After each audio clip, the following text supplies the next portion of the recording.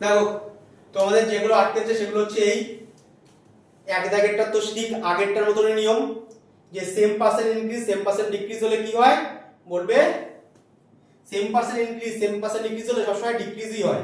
কত হয় X square by 100।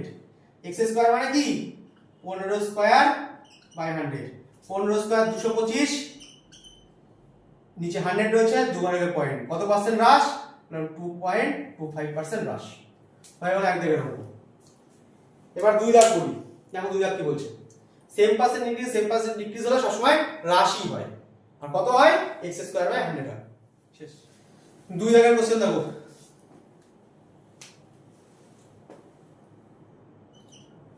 এখন এগুলোর মধ্যে বলতে হবে, পরে শুনছি, ঠিক আছে? আগে যে কটা আছে সে কটাকে করে নিই। বলছে চালের বাজার দাম 24% বৃদ্ধি পাওয়ায় এক পরিবার দ্রব্যটি এমনভাবে ব্যবহার করে যাতে মাসে পূর্বের খরচের তুলনায় 8% বৃদ্ধি পায়। তার মানে আগে যদি 100 টাকা দাম থাকতো 24% বেড়ে গেছে, এখন দাম কত হয়েছে বলবে 124 টাকা, যদিও এটা রেশিওর ভ্যালু। 100 টাকা দাম থাকতো 24% বেড়েছে, তাহলে দাম এখন হয়েছে কত বলবে 124 টাকা। বলে কত কেজি মালে? বললাম যে 31 কেজি মাল আগে 100 টাকায় নিয়ে আসতাম, এখন নিয়ে আসতে গেলে আমাকে কত দিতে হয় 124 টাকা, কারণ 24% বেড়ে গেছে। দেখো তাই লেখা রয়েছে, আর 31 কেজিটা পরে লেখা রয়েছে, পেপার পড়িনি।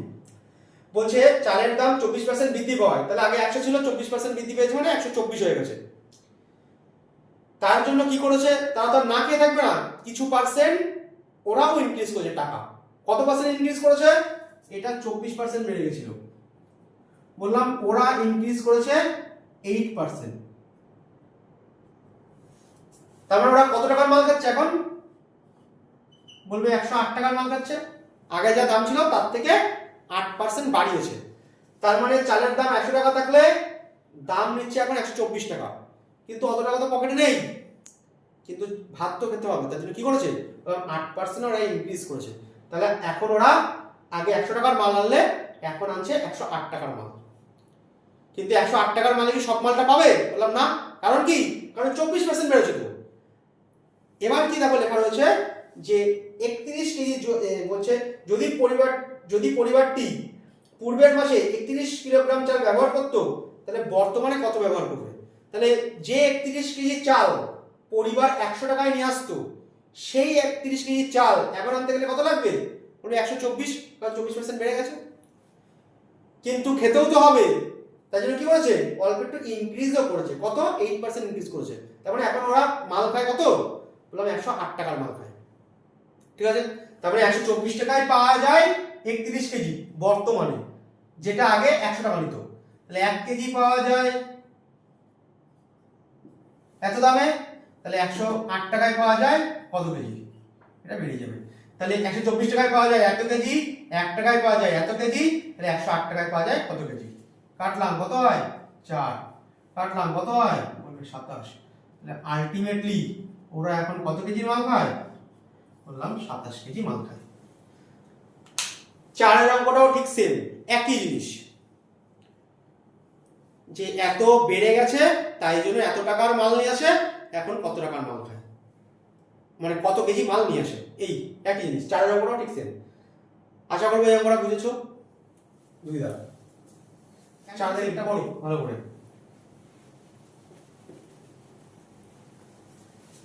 দেখো 4 একটা কি বলেছে, এটা কি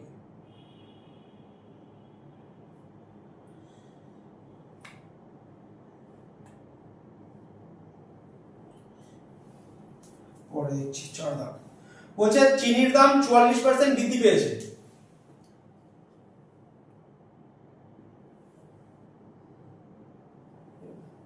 কেটে দিচ্ছি, বুঝছে না নাকি?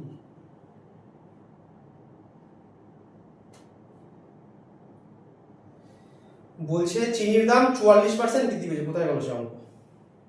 চিনির দাম 44% বৃদ্ধি পেয়েছে, 4 দাগ 4 দাগ। চিনির দাম 44% বৃদ্ধি পেয়েছে, তার মানে আগে যদি 100 টাকা নিত, এখন 44% বৃদ্ধি পেয়ে কত টাকা নিচ্ছে বলবে 144 টাকা নিচ্ছে। এই হচ্ছে বর্তমান পরিস্থিতি। কিন্তু পরিবর্তন না কি থাকবে না, ওরাও কিছুটা ইনক্রিজ করেছে। কত বললাম? 20% ইনক্রিজ করেছে। তাহলে 20% ইনক্রিজ করা মানে ওরা কত টাকার মাল নিয়ে আসছে? এখন বলছে 120 টাকার মাল নিয়ে আসছে। তাহলে বলছে বর্তমানে ওরা এখন খায় কত কেজি মাল, এই হচ্ছে ব্যাপার। তা বলবে যদি পরিবারটি পূর্বের মাসে 18 কিলোগ্রাম চিনি ব্যবহার করতো, তাহলে বর্তমানে কি করছে? তার মানে যে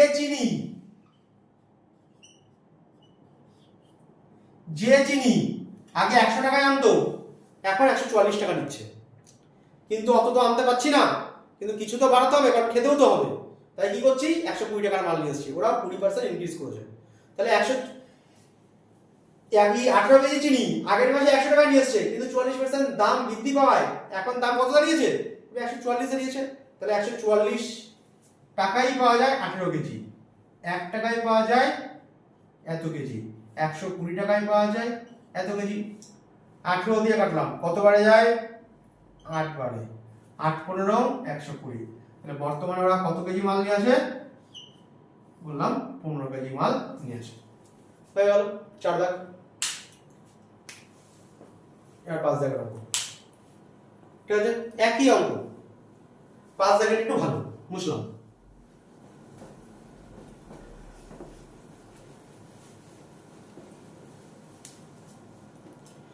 দেখো কি বলছে।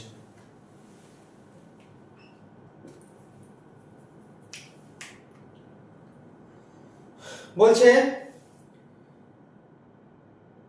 আমাকে লাস্ট লাইন দেখো কি বলেছে 5 দাগের কোশ্চেনে। বলছে নতুন খরচ এবং পূর্বের খরচের অনুপাত বের করতে বলেছে। সবার আগে আমাকে একটা জিনিস বলো, খরচ মানে কি? তুমি ধরো বাজারে গেছো, তোমার খরচ হয়েছে কত, কি করে বের করবে? বলবে কত কেজি মাল কিনেছি ইনটু পার কেজির দাম।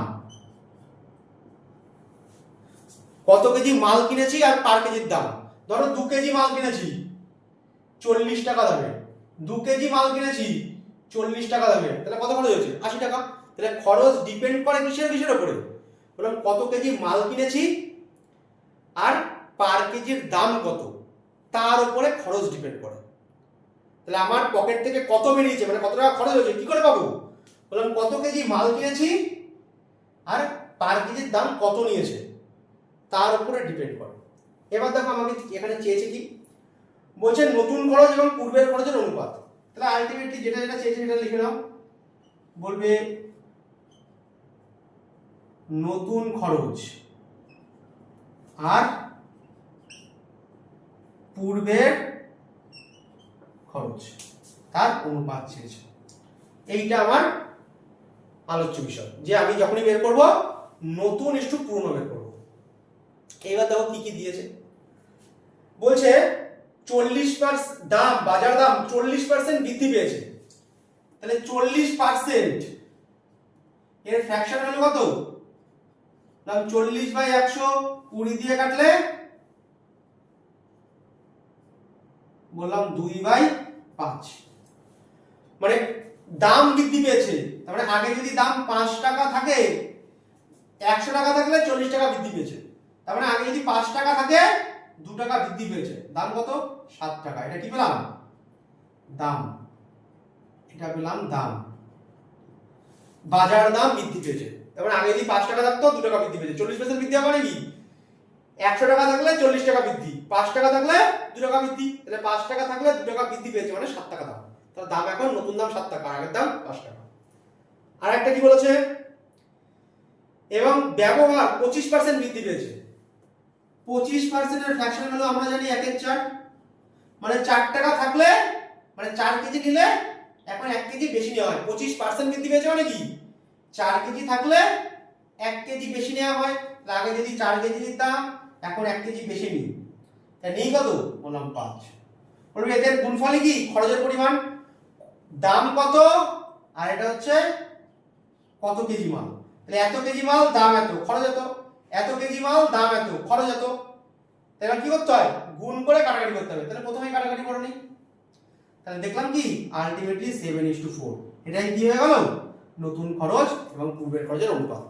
তাহলে খরচ মানে কি, কত কেজি মাল কিনছি আর পার কেজির দাম কত, তার গুণফলের উপরই খরচ ডিপেন্ড করে। তাহলে যেরকম বলেছে ঠিক সেরকম ভাবে সাজিয়ে দিলাম। তাহলে খরচ আমরা এরকম ভাবে বের করি, হয়ে গেল 5 দাগ। এবার আছে 14-15। 15 দাগেরটা মুছছি।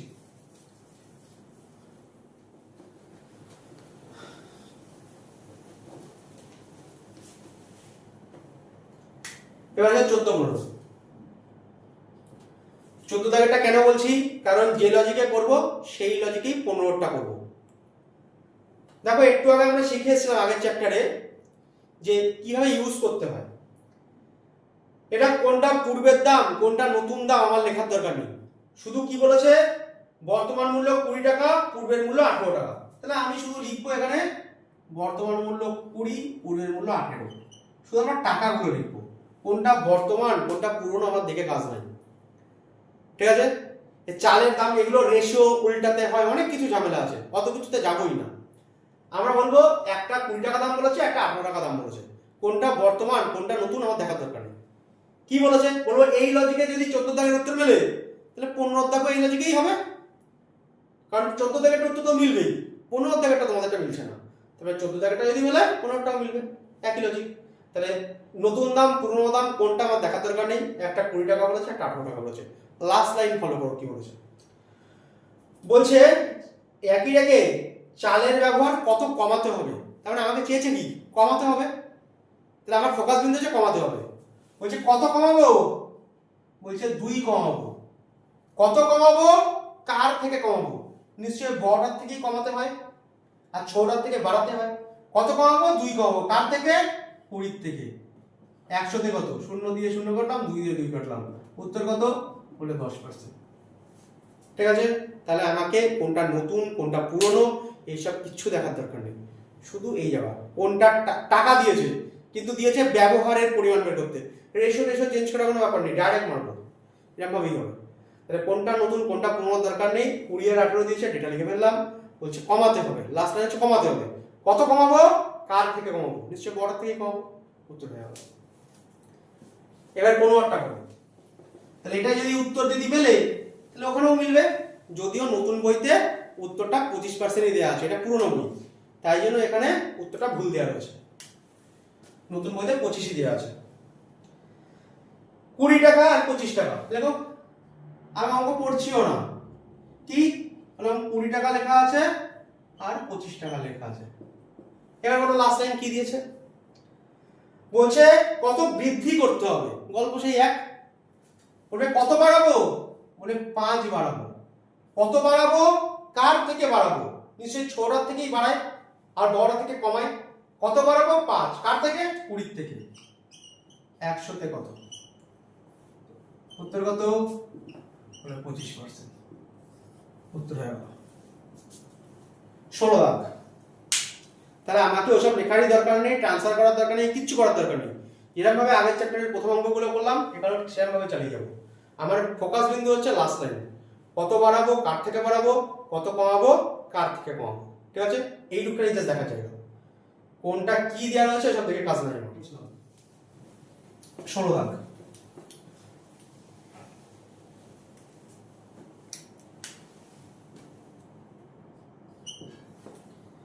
দেখো 16 দাগ কি বলছে, অ্যালিগেশন করিয়ে দিয়েছি সেই পদ্ধতিতে ইউজ করব। বলছে কত লিটার জল মিশ্রিত করলে 24 লিটার দ্রবণে দুধের পরিমাণ 12% থেকে কমে 9% হবে। তারপরে অ্যালিগেশন করছি কি দিয়ে, বলে দুধের পরিমাণ দিয়ে।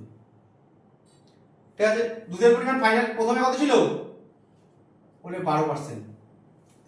এখানে অ্যাডিশন মিক্সচার যেহেতু শিখিয়ে দিয়েছি সেহেতু বোঝানোর কিছু নেই, মিশ্রণের ভিডিও দেখবে বুঝে যাবে কিভাবে করতে হয়। বলবে প্রথমে দুধ ছিল 12%, ফাইনালি কত, বলবে 9%। যেটা ফাইনালি হয় সেটা সবসময় মিডিলে বসাতে হয়। এবার একটা জিনিস বলো, আমরা অ্যালিগেশন করছি কি দিয়ে, বলে দুধের পার্সেন্টেজ দিয়ে, কিন্তু মেশাবো কি, বলে মেশাবো তো জল, কারণ কত লিটার জল মেশাবো সেটাই বলেছে। তারপরে অ্যালিগেশন করছি দুধ দিয়ে, যেটা দিয়ে অ্যালিগেশন করছি সেটাই কি অ্যাড করছি? বলবে না, তার জন্য বসাতে হবে তো, বললাম শূন্য। যেটা দিয়ে অ্যালিগেশন করছি যদি সেটাই মেশাই তাহলে 100 বসাতে হবে। যেটা দিয়ে অ্যালিগেশন করছি সেটা মেশাচ্ছি না, তাই কত বসিয়েছি? বললাম শূন্য। তাহলে অ্যালিগেশন করছি দুধের পার্সেন্টেজ দিয়ে আর মেশাচ্ছি কি? জল, তাই জন্য বসাবো কত? বলে শূন্য। মিক্সচারের ভিডিও আছে ইউটিউবে, দেখে নেবে, তাহলে দেখবে আরো কনসেপ্ট ক্লিয়ার হয়ে গেছে। এবার করতে হয় কি? এটার থেকে এটা বিয়োগ, এটার থেকে এটা বিয়োগ, এখান থেকে এটা বিয়োগ করলে হয় 9, এটার থেকে এটা বিয়োগ করলে হয় 3। ছোট বড় দেখতে হবে না, শুধু বিয়োগফলটাই ম্যাটার করবে। এটার থেকে এটা কাটলাম 3:1। তাহলে কি বুঝলাম? এই দিক হচ্ছে অ্যাড, তাহলে অ্যাড মানেই হচ্ছে এক অ্যাড। তাহলে এই দিকের যেটা হলো সেটা হচ্ছে কতটা অ্যাডিশন করলাম। তাহলে অ্যাডিশনের ক্ষেত্রে নিয়ম কি বলেছিলাম? যে ডান দিকেরটাই অ্যাডিশন, মানে কতটা অ্যাড করেছি, আর বাঁ দিকেরটাই কি?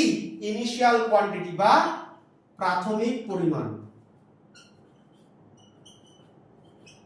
প্রাথমিক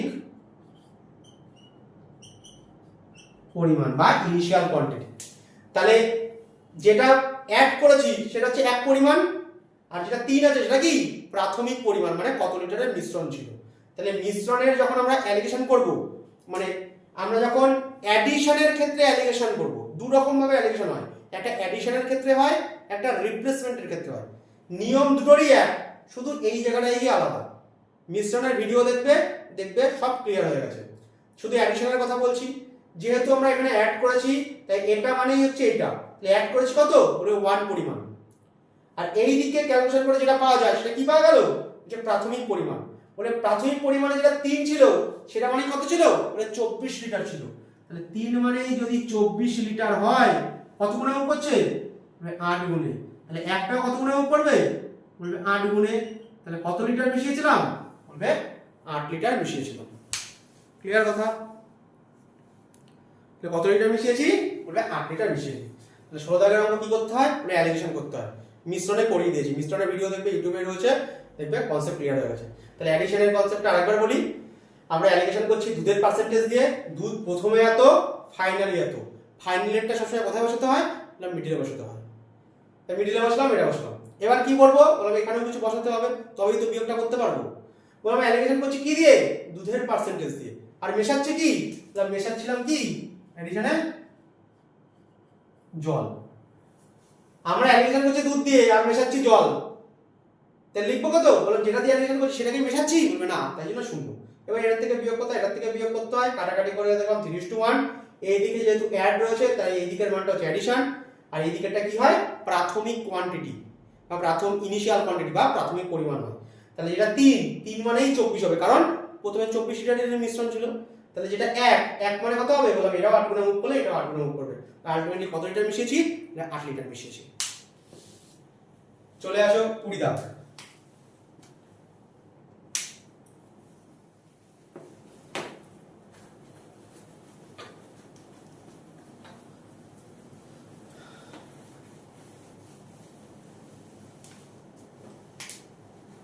দেখো 20 দাগ কি বলছে।